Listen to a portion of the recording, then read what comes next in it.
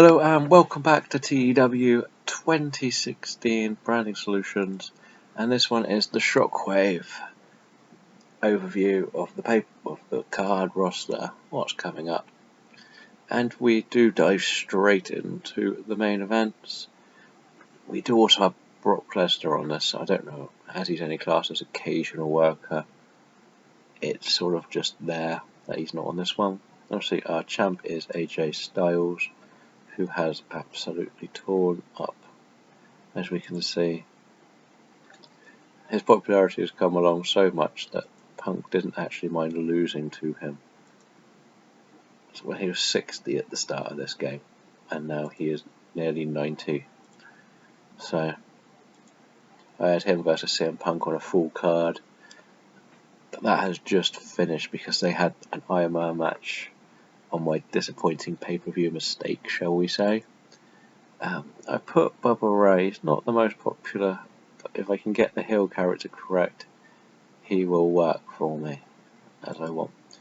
CM Punk, I took off anything. He doesn't want to work for the company again. So he was my original Shockwave champion. But I have now, he's had his chance. He lost the qualifier match because I had some qualifier matches on the last show. He lost to Austin Aries thanks to Bobby Roode's interruption and distraction. And so it's going to be Austin Aries versus Randy Orton, who actually did get the win over Brock Lesnar in my universe. And obviously we've still got Kane around as well as a main eventer.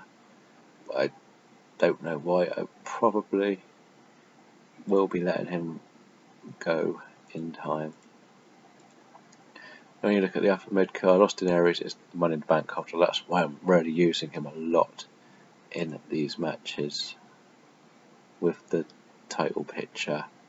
There she has his popularity come along. So he's gone up nearly 10 since I gave him Money in the Bank. So he will lose to Randy Orton. Randy Orton is going to be AJ Styles' next opponent, no doubt about it. Bobby Roode and CM Punk are going to go into the next pay-per-view and have a number one contenders match. That's all or nothing, basically. The loser won't get a title match in a while. I'm also keeping Cesaro, who's is the number one contender for the US. No, it's the European title, which is held by Oblivion Max. You may know him as Magnus, but I like the name Oblivion Max, so I kept it. Darren Young and Titus O'Neil are your tag team champions right now. And Devon is around. I don't know if he'll stay around much longer. I wanted to keep them as singles competitors. As we go to the mid card, we'll fly through this lot. We got Zack Ryder, Dyson Kidd, Tyler Breeze, who I am really going to start pushing. But something needs to happen with his partner first. TJ Perkins, Sin Cara, Nakamura, who's having quite an intense rivalry with Okada. I got Benjamin, who again could have something happening soon. Dash and Dawson, a revival. Pentagon Jr. The Briscoe brothers are the tag team Money in the Bank holders. And we have Gallows and Anderson, Kalisto, and I have both of the Vaudevillains. I have remade the club, and the Young Bucks have just joined the club on the roster. So we have Blake and Murphy as a lower mid card. Bit of a jobber tag team, really. Atami, his injuries in real life have cost us seeing his true abilities, I think. Jake Evans, bit of a jobbery type character for me. Again, we got the other side of the Vaudevillains. I got Solomon Crow and Sanjay Dutt, both going to be jobbery to start with to see if I like anything they do. So this one's probably the best roster because it's got a mix of all abilities. Zack Sabre Jr. again, probably in the Cruiserweight Championship sort of picture. Warren Kavanagh. I forgot what his real name was. Will Ospreay. So yeah, I got Rich Swann. I've only just put him up here for the Cruiserweights, really. Same as Mojo Rawley's only just come up because I want to see what you can do with Zack Ryder. I've only just signed Koto Ibushi. We'll see what he could do. Obviously, we know he's good in real life and in the ring. I want to see what he can do on this game. I've just promoted Felix, and I've just signed Drew Gallup. So I want to see what these two can do. And Cedric's only just come up. Again, Braun's just come up. I have a really interesting idea for what I want to do with Braun Strowman. So I'm going to keep that under wraps for now. And also have Armada Alamas. That's probably put out strong. And yeah, Kenny Omega for some reason is only enhancement. That's what they say he should be. But I'm going to put an opener. Because he'll rise as soon as the club gets more action. We did have Brock Lesnar. In this rivalry, we've got Deadliest Predator. We're sort of flirting with a few people, and I want to potentially do Brock Lesnar versus CM Punk again. But it's a future idea. I don't know when it's going to happen now. The European title is Bubba Cesaro and Oblivion.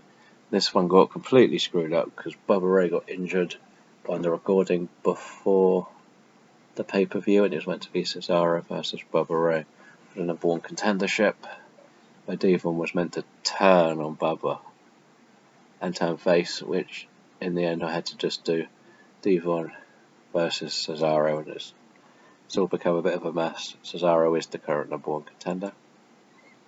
And the new tag teams on the block is basically the Briscoes and the Young Bucks. The other two did come up, but these guys are the ones stealing the show every night. The number one contenders match is going to happen at the pay-per-view. It hasn't been officially made, but it will. The tag team, as we know, the Revival lost. So now it's time to either get one more go or the Briscoes jump up to it. Again, I haven't quite decided who I want in this one.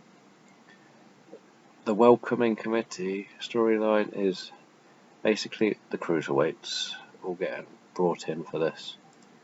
And the World Heavyweight is the club with Randy Orton.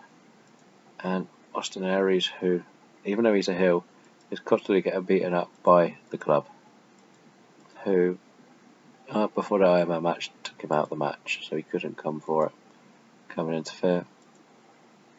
As you can see, Punk was the champion, and AJ Styles defeated him.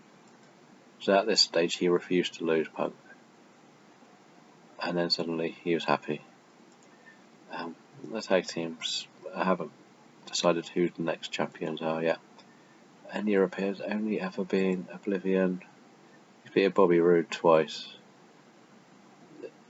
But I think there was controversy in both of those matches. Cruiserweight hasn't happened yet, but will be. I haven't set the matches up for SummerSlam because they've only had one pay-per-view. Oh, we have the Cruiserweight match set up. When you look at the schedule, there's pay-per-views every 2 weeks, apart from in March, so they get proper build-up. This gives each roster a 6-week run to build up to their storyline, and then anything that's 4 hours, so Money in the Bank, WrestleMania, Royal Rumble, SummerSlam, and it's Survivor Series, I believe, only. 4 hours, so they're for everyone. Each show is only 2 hours, so that's Monday, Tuesday, Thursday. So that's simple enough. So that's the product I've got. If you like this and want to carry on following it, feel free to comment on any sort of rivalries you would like to see, how the game rates them. And we will be back, hopefully, with the first episode of Monday Night Raw, the return in 2016. Thank you for watching, and I hope you enjoy the series.